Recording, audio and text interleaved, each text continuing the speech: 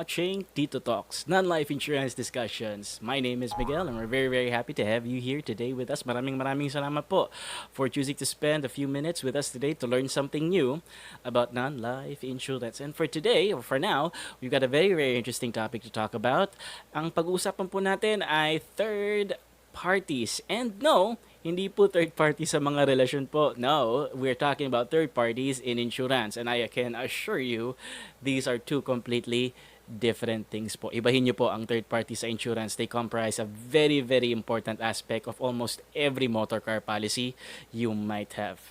Now, before anything else, quick plug lang po, if you're new to the channel, this channel and our videos are dedicated to making non-life insurance topics easy to understand for both agents and clients. So if you are an agent struggling to explain a couple of concepts and clauses and parts of their policies to your customers, this is the place to be. Maybe you'll find the best explanation you're looking for.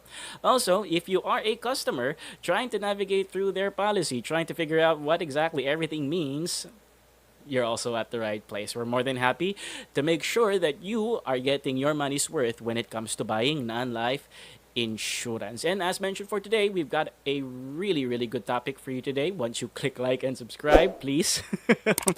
For today, we're going to be talking about third parties. To be more specific, three parties that are not third parties. Pretty interesting, don't you think so? Yes, although third party or the definition of third party may be very vague and very general, so to speak, there are particular people, and in fact, it's very easy to determine who a third party is when you know exactly who are not third parties, because that would mean everyone else is a third party as long as you know the exclusions or who isn't considered a third party. So let's get started on our list, shall we? Let's begin with number one. The number one party that cannot be considered a third party is of course everyone inside the vehicle. Lahat po ng tao sa loob po ng sasakyan. Unfortunately, they are not considered as third parties because they are considered as passengers. Whether or not you are the aggrieved party or the aggrieving party in a particular accident, those people riding in the vehicle with you or the authorized driver of your vehicle at the time of the collision are not considered as third parties. Thus, they cannot be covered under the third party liability, your compulsory third party liability, also known as your CTPL, as well as the other compound benefits sa inyong comprehensive policy. On a side note, you'll be very surprised to know that ang mga third parties po have a lot to do with your motor car policy as mentioned earlier.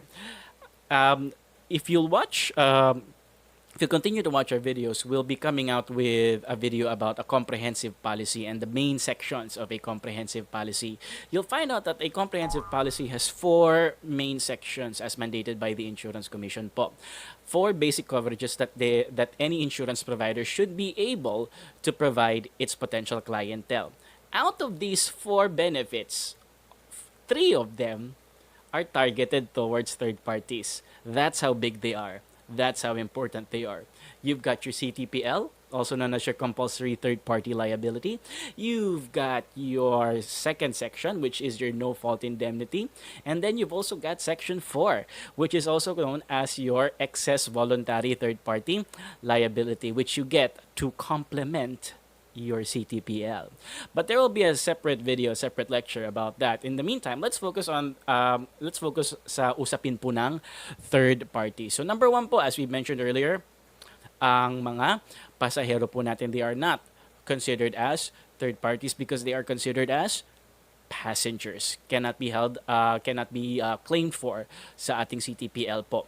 Number two, and this brings us to a very interesting point, and this might surprise you a bit. Members of your household are not considered as third parties, and be very careful about this. We did not say members of your family yet. We said members of your household. What do we mean when we say members of your household? This would pertain to people living in the same residence with you, regardless of their relationship or their family relationship or their consanguinal relationship. with you, what does this mean exactly? Anyone living under the same roof with you is considered a member of the household. Whether you'd be living with your parents, whether you're living with your stepsister's second husband's uncle, who's living with you by by a strange means. No matter how complicated the relation is between the two of you, if you are sharing one roof, they are considered a member of the household. Now, it just doesn't apply to the relatives that live with you. It also applies to non-relatives who live with you for some strange reason. Sino kaya yung mga yon? Well, before your mind starts jumping to conclusions, what we mean here is yung mga kasambahay nyo po. Your yayas, your stay-at-home yayas, your caretakers, your drivers, so on and so forth. These people are also considered they're considered as members of the household, and therefore they are not considered as third parties. So let's say, for example lang po, naatrasan nyo po ang inyong kasambahay gamit po ang sasakyan habang nilalabas po yung sasakyan, they cannot be covered under the CTPL. Very, very important to note, having said that. So, that is members of the household. Hindi po covered. Now, this brings us to our final point, which is point number 3. Sinong party ang hindi third party? And those will be members of your family. But hold up. Not members of your family. Not exactly members of your family, but members of your family within the second degree of consanguinity. Now, you may be wondering, ano na naman yan, Mikhail? Consanguinity?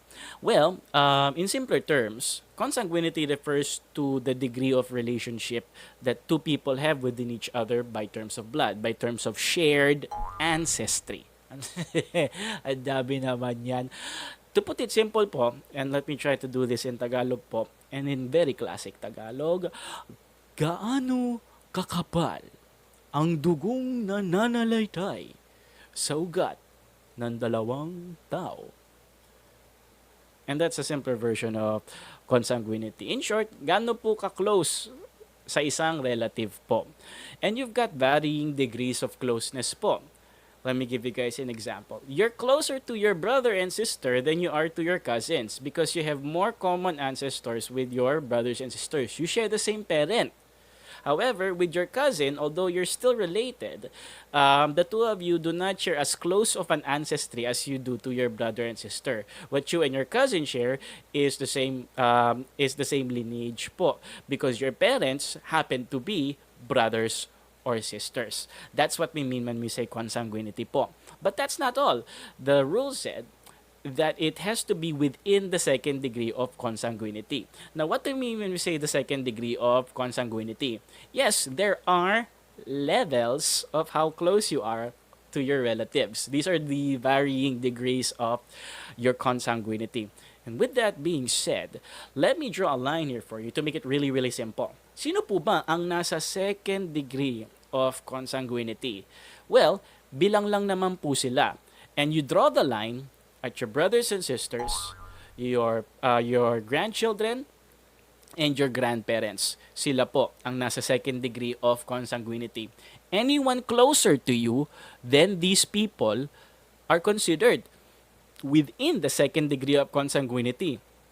That means your children and your parents are considered as within the second degree of consanguinity.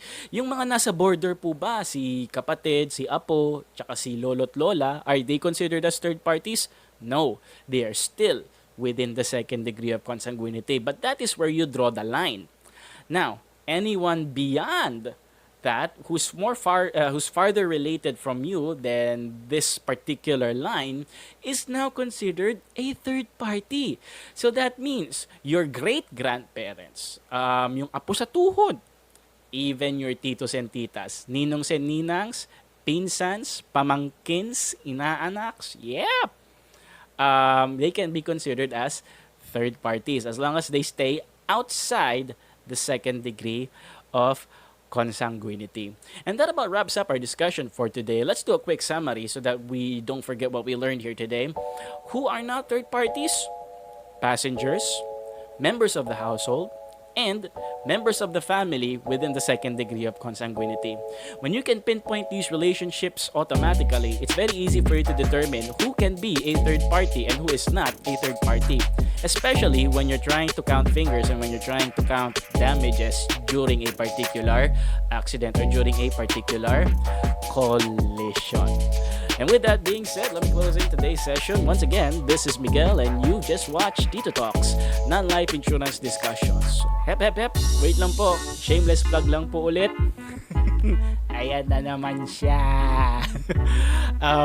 If you're looking to buy, if you're looking to sell non-life insurance, please send me a message. Usap po tayo. Be more than happy to take care of your concerns and your requests. We can write, I can come up with quotations for your non-life insurance needs, motor car, PA, property, marine cargo, commercial residential establishments, you name it, we've probably got it for you. And also, if you're looking to sell insurance, start a career in selling non-life insurance, I can hook you up as well. Send me a message. Usap po tayo, sagot po kayo ni Tito. And of course, if you do, and I would love to hear from you guys, if you do have particular topics, questions, or ideas that you might want me to cover, that you might want me to make a video of, please let me know in the comments. I would love to hear from you guys and make sure to deliver the content, the type of content that you want to hear and that you find relevant regarding your non-life insurance. So once again, this is Miguel. Hanggang sa susunod pong muli, enjoy the rest of your day.